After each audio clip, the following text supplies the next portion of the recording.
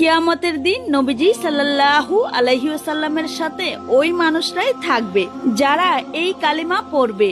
খেয়াল করে শুনুন, যদি আপনি আল্লাহ পাকের সাথে সাক্ষাৎ করতে না চান তাহলে ভিডিওটি স্কিপ করতে পারেন, আর যারা দেখা করতে চান তারা শুনুন। নবীজি বলেন, এক ব্যক্তি এমন একটি কালেমা পড়লো যেটা অনেক ছোট, কিন্তু ফেরেশতারা পেরেশান হয়ে পড়লো। তারা বুঝতে পারছিল না এর সওয়াব কতটুকু লিখবে। তখন তারা আল্লাহ পাকের কাছে আর্জ করলো, আপনার বান্দা এমন একটি কালেমা পড়েছে, আমরা জানি না তার কতটুকু সওয়াব লিখবো। আল্লাহ তাআলা ফেরেশতাকে বললেন, তুমি ওই কালিমাকে এভাবে লিখ যে আমি কিয়ামতের দিন তার সওয়াব নিজে দিব।